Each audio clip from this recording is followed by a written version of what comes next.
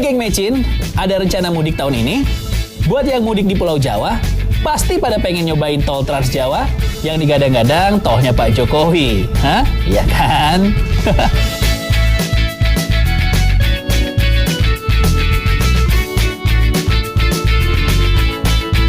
Nah, sebelum geng Mecin nyoba, tol yang menyambungkan Pulau Jawa dari barat ke timur ini dalam status operasional. Ngerti nggak? Artinya, tol Trans Jawa ini udah tersambung penuh dan beroperasi. Tol sepanjang 996 km ini hanya bisa menggunakan uang elektronik alias e-tol. Dan geng Mecin harus siapkan saldo sebesar 2 juta rupiah untuk pulang pergi Jakarta ke Surabaya dan sebaliknya. Nah, berikut tarif tol resmi mobil golongan 1 dari data Badan Pengatur Jalan Tol BPJT. Kembali lagi di Generasi Mecin, masih dari Alls Dayu Hotel Kelapa Gading, di mana pemirsa kalau buka puasa di sini lagi ada paket promo 155.000 net, makan sepuasnya dari makan Indonesia, soto Betawi, nasi uduk, angkringan, sampai makanan Timur Tengah, makanan Meksiko, semuanya ada di sini.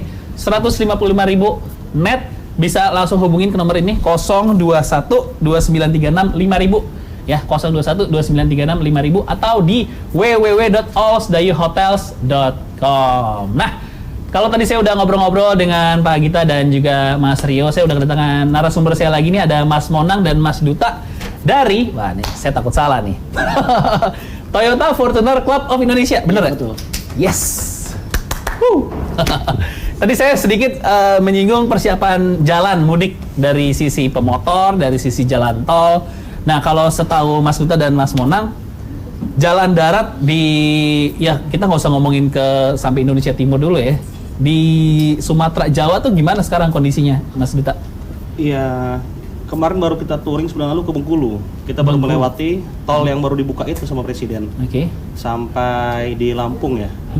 Itu ya so far so good lah, jalannya bagus. Cuman harapannya itu banyak di lampu-lampunya jadi tol karena gelap gulita itu, karena mungkin belum jadi. Yang pertama ya keamanan itu kan safety, kalau kita kendara apalagi malam itu kan mesti mengantuk dan kita tidak tahu situasi apa yang di depan kita kalau lampunya itu kan minim sekali. Yang pertama, yang kedua mungkin koreksi saja diperbanyak rest area. Di karena ini Bengkulu ya, ngomongin ya, Sumatera ya. Sumatera. Oke. Untuk jalan sejauh itu kita kemarin hampir 140 km, tidak ada sama sekali rest area. Jadi mungkin kedepannya harusnya sekitar per 80 atau per 90 lah ada rest area. Jadi untuk istirahat, bensin, tangki bensin? Kalau kita karena kita Fortuner Irit ya, solar ya. Oh, nggak promosi ini. Oh iya. Irit ya, kita gas terus.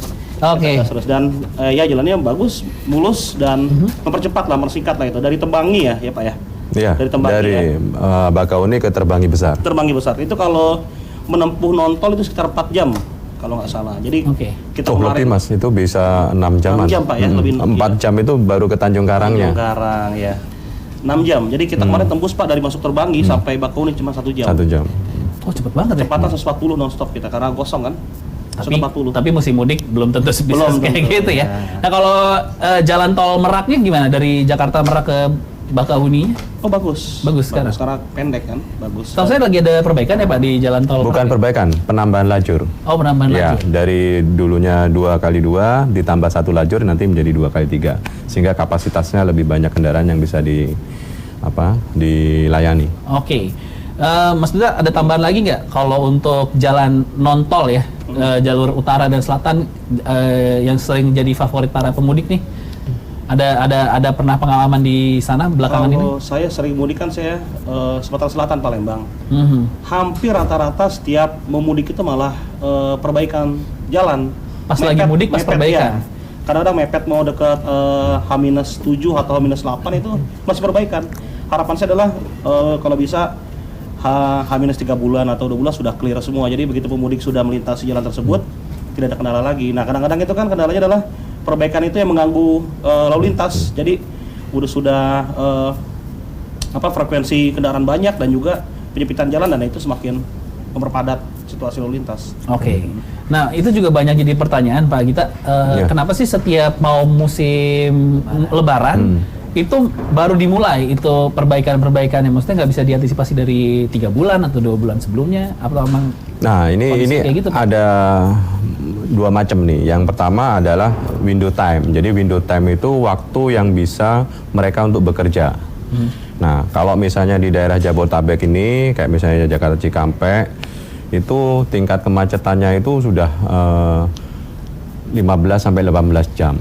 Jadi kalau di 24 dikurangi itu window time-nya tinggal segitu. Iya. Nah, kalau itu dikerjakan pada saat jam sibuk, nah nanti Mas kalau ke Bandung jadi 10 Saya jam. curhat lagi nanti. Iya, benar. Nanti curhat lagi. Iya. Itu pertama, itu kalau di daerah Jabodetabek Jadi Windows time itu berarti cuma 5 sampai 6 jam. Iya, untuk bekerja. Efektifnya biasa dari jam berapa sih, Pak?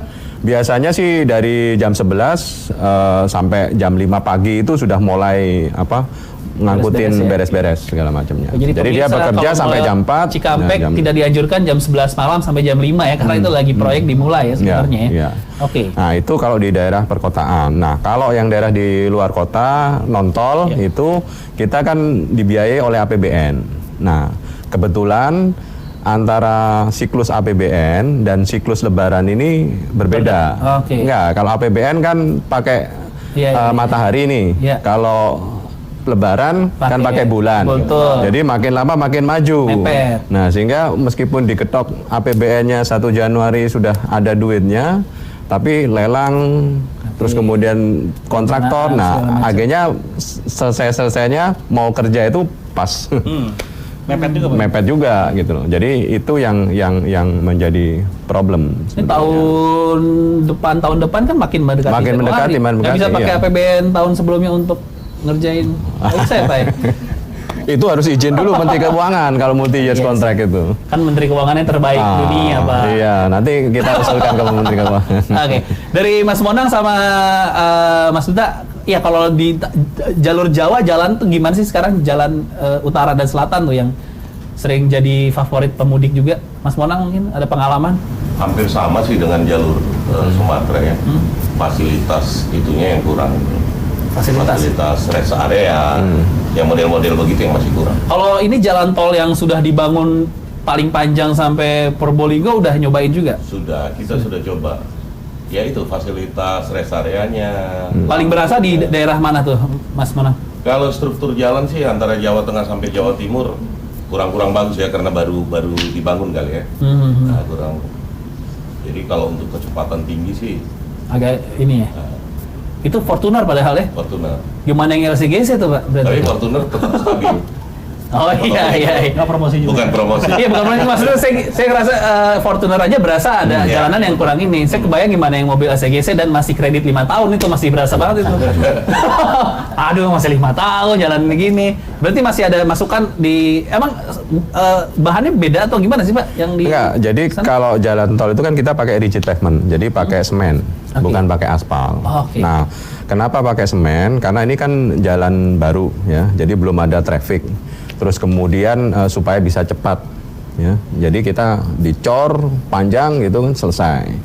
Karena kalau nggak pakai semen nggak mungkin ini kita bisa connect sampai Probolinggo dengan waktu 4-5 tahun ini. Oke. Jadi memang itu yang menjadi prioritas kita pertama adalah konektivitas. Sehingga tadi yang disampaikan kenapa kok rest areanya itu belum ada, mereka ada Mas. Jadi setiap 25 km mereka harus ada rest area. Nah cuman karena kita konsentrasinya ke konektivitas, karena masyarakat kan yang penting kalau sudah connect, mereka ini rest areanya itu pasti akan ngikutin. Karena pasti akan banyak yang mampir dan sebagainya. Sehingga untuk Bakauni Terbanggi Besar dan juga Jalan Tol Trans Jawa, itu rest areanya kita sedang bangun saat ini. Nah terkait dengan keamanan tadi lampu ya. Lampu memang di spesifikasi kita, lampu itu hanya digunakan untuk daerah perkotaan. Untuk jalan di luar perkotaan memang kita tidak syaratkan untuk lampu gitu. Karena kalau tidak biaya operasinya tinggi. Nah, kalau biaya operasinya tinggi larinya ke Kos lagi itu. Jadi tarif tolnya. Pencahayaannya dari mana, Pak? Kalau di Kenapa? Pencahayaannya dari mana? Ya, karena kan kalau jalan tol antar kota biasanya kan lebih cenderung sepi dibandingkan dalam perkotaan. Oke. Sehingga dia pakai cahaya lampu saja sudah cukup. Cukup cahaya lampu mobil ya. Ya, toh juga kita kan dipisah antara yang jalur Ambon sama Bandung, sehingga nggak mungkin mereka ada tabrakan head to head. Oke. Kita balik lagi di generasi Magic abis yang satu ini.